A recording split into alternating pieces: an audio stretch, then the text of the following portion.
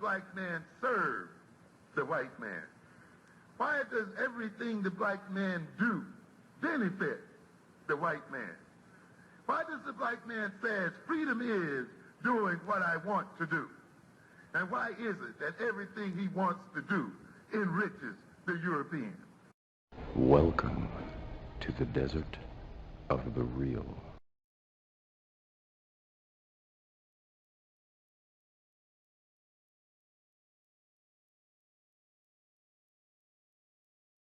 Black folks in America should bend the knee. Now, I think I've gone over what bending the knee means symbolically. If anybody's watched Game of Thrones, they know. So I don't think I have to get into that. Everybody should know at this point what bending the knee actually means. So according to red pill ideology, it says that if a marriage is going to work out or to work, there cannot be two leaders. They're saying that the woman needs to submit to the authority of her husband, and bending the knee would be either a literal or symbolic show of fealty and submission. In other words, by bending the knee symbolically, what that means is that you accept the authority and the leadership of that person. It could be a king, queen, lord, whatever. It just means that you're accepting their authority. You're bending the knee. You're acknowledging that they are the leader and you follow their lead. The reason for this is usually to bring the kingdom together, so to speak.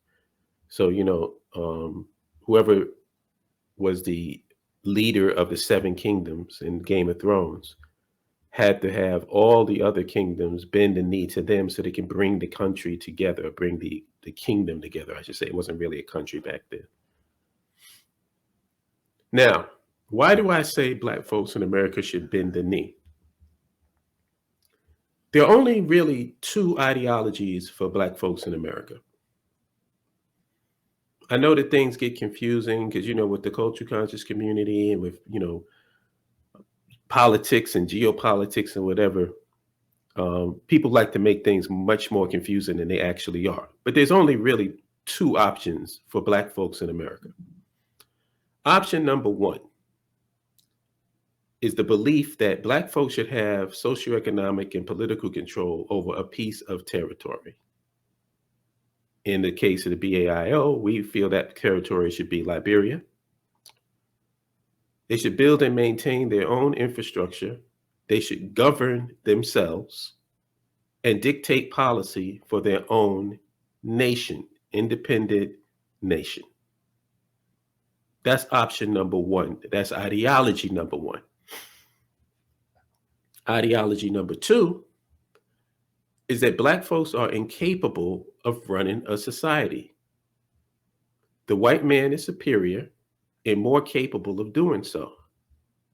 And the best way they can do, the best that they can do is to try to fight for equality within his socioeconomic and political context, and attempt to carve out an existence as an individual within it, absent the collective plight of black folks. In other words, pull yourself up by your bootstraps, only worried about yourself and your own family, or, not even your family, but basically yourself. And your family, gets taken care of, by osmosis, I guess, or it's incidental. But that's basically it. Pull yourself up by your bootstraps. Stop worrying about collective issues and trying to worry about the vast majority of black people and just worry about yourself.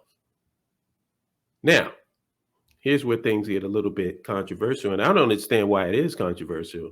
I think it's the natural conclusion. If militant integrationists, Black Power Americans, ADO/FBA, if they believe in option two, because we've been getting a lot of pushback from these people on option one. So they don't believe that we should have a nation of our own. They believe that they should stay in America and fight for equality. Basically, that's what they mean. Now, some people will try to skirt that and say, well, no, that's not true. We believe in a nation and a nation. That's called bullshit. That's called posturing. That's called intellectual masturbation.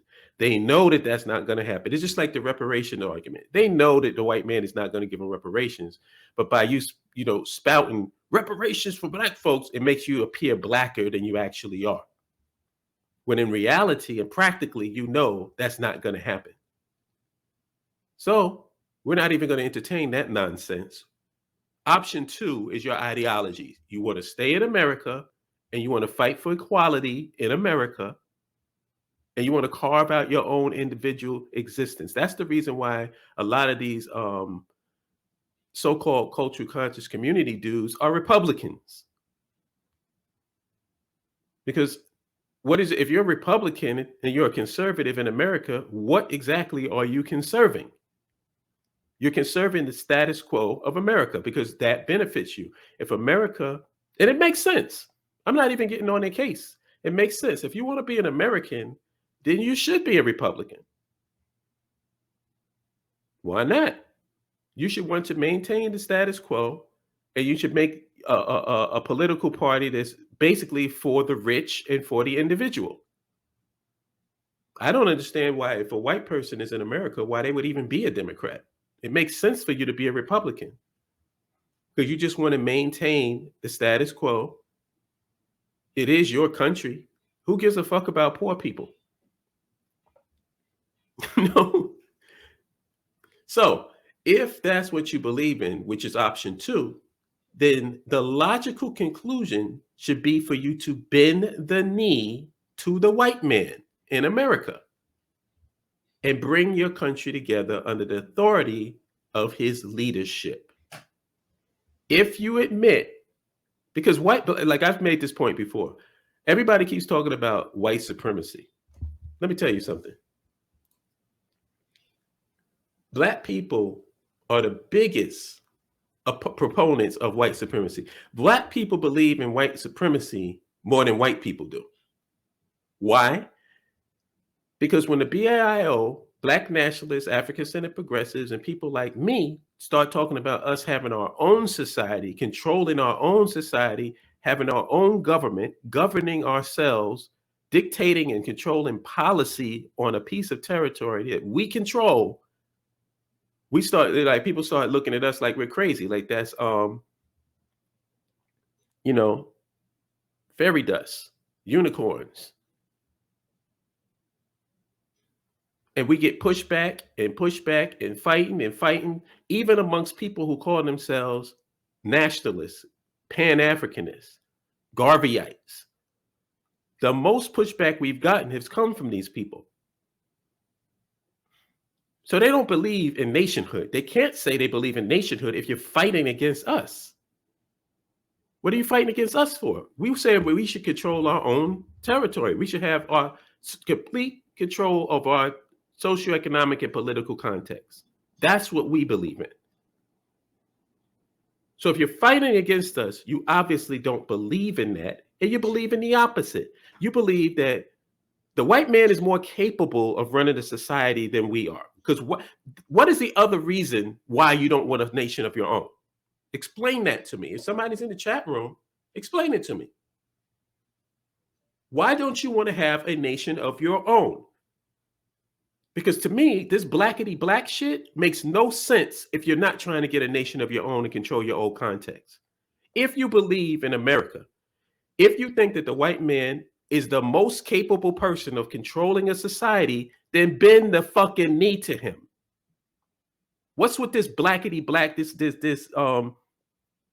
pretentious stuff that you're doing, trying to pretend like you're super black? Why? What you should do is leave this black shit alone. Leave it alone. And embrace the fact that this white man is superior to you, and bend the knee to him, give him the authority, and bring your country together. I don't even think this is a controversial stance. So if anybody has a counter to this, I would love for you to get in the chat room and ask me some questions. Give me a reason why you should not bend the knee to the white man in America. If you have no intentions of leaving here, why shouldn't you bend the knee and accept this man's authority when you guys are walking around talking about red pill ideology where, oh, well, the man is the lead. You can't be two leaders. There can only be one. Well, there can only be one leader in America, and that's the white man. So why don't you bend the knee to him the way that you expect your woman to bend the knee to you in a marriage, in a relationship? And if I'm wrong, prove me wrong.